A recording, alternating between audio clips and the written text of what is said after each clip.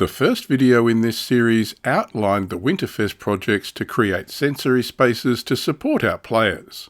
Some of our solutions are dependent on funding, but I outlined my idea for a low-cost solution using Raspberry Pi and Mumble.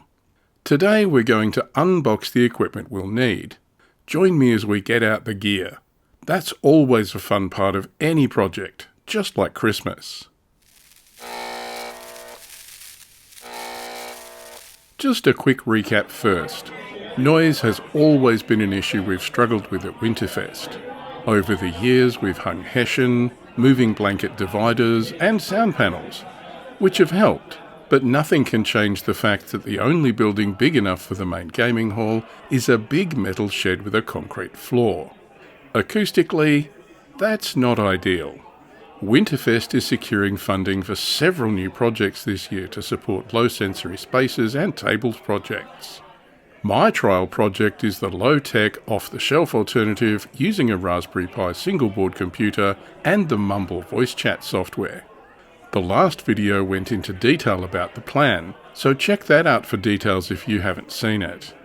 Today, I'm unboxing the equipment like the Raspberry Pi. Let's get straight into it. This is the iRaspTech starter kit for Raspberry Pi. This is the same as I bought for my own use, so we got another one of these. It's a Raspberry Pi 5 and it's a 4GB version. So if I just open this up,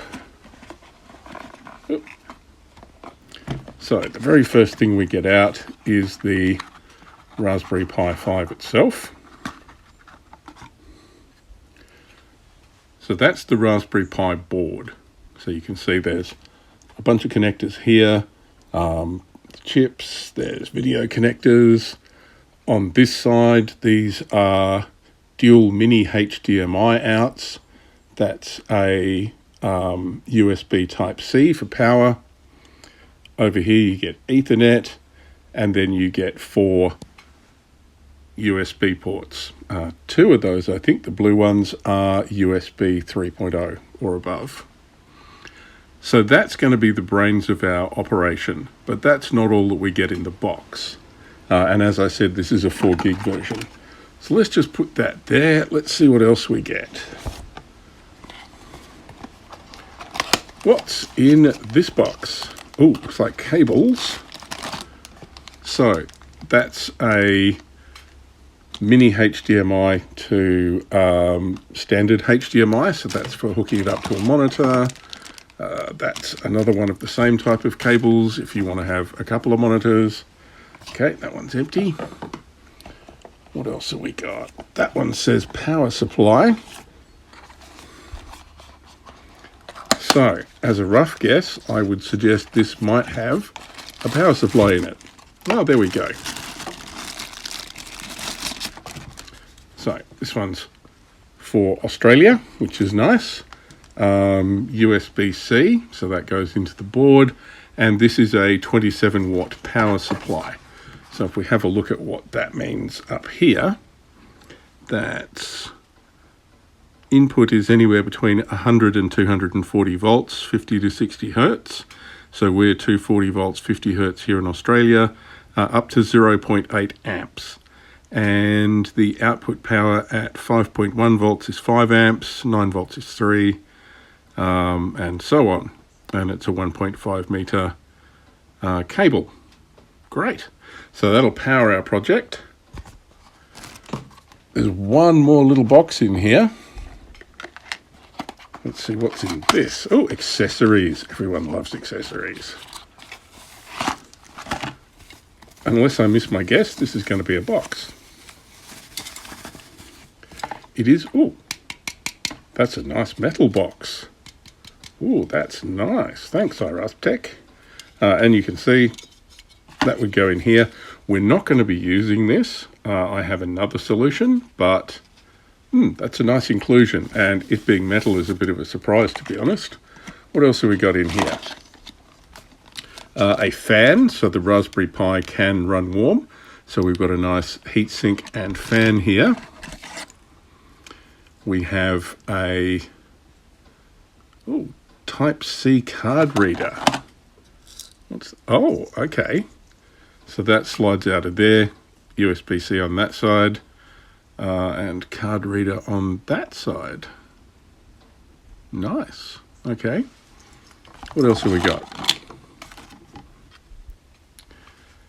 A cool blue screwdriver for people who don't have screwdrivers. And the Rust Tech Kit comes with a micro SD card. And that's already got the system, the Raspbian system, flashed onto that already. So this is a great starter kit because you get everything you need. You get cables, power supply, board, and fans, and a case, which in this case we're not going to use, but that's good. So that's a really cool starter kit to get you going and is perfect for this project. So let me just clear all this away very quickly, and we'll have a look at the other box of goodies I bought to go with this. Remember when I said I had a different option for mounting the Raspberry Pi rather than the included box?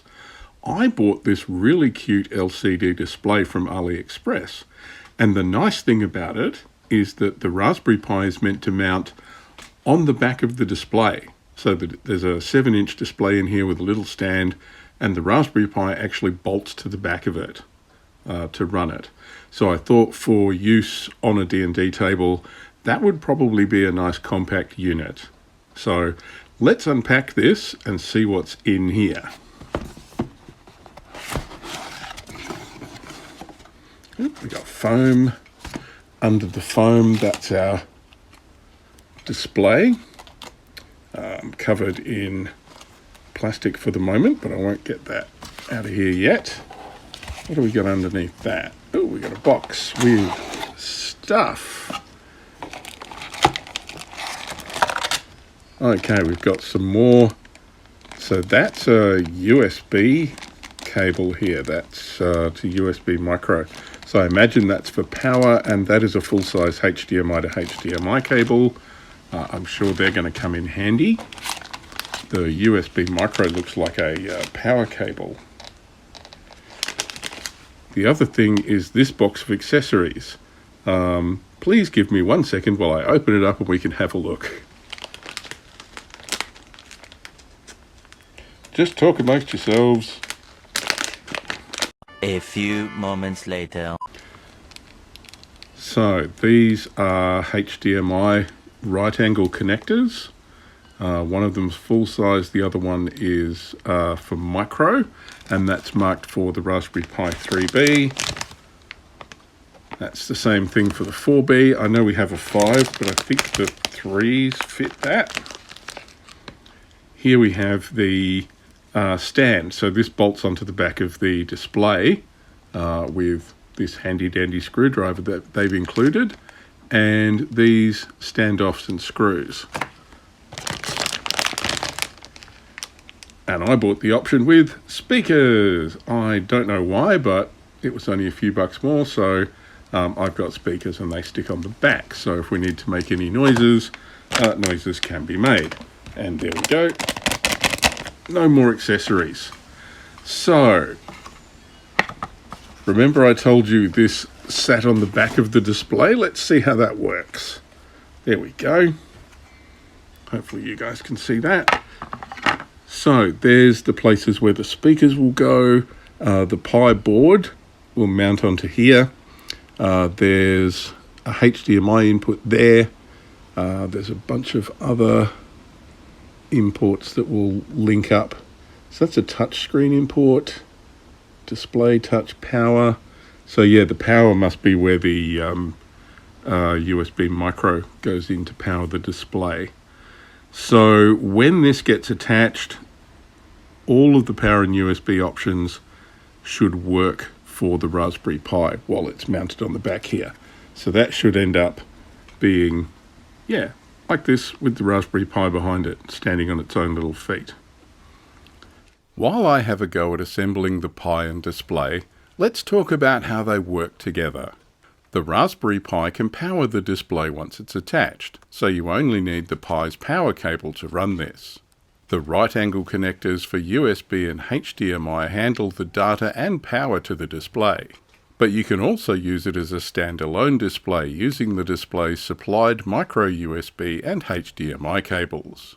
You don't even have to dismount the Pi, just unplug the HDMI and USB connectors at the back. That's nice if you need a little 7-inch display for something in a hurry. The display is a touchscreen, so you can operate the Pi without a mouse or keyboard, but I found that the on-screen keyboard for a 7-inch screen just covers up too much of the desktop to be useful as a main input method. Good for emergencies, but I'd still attach an external keyboard. Same for a mouse. The touchscreen is fine, but I'm old, so an external mouse it is.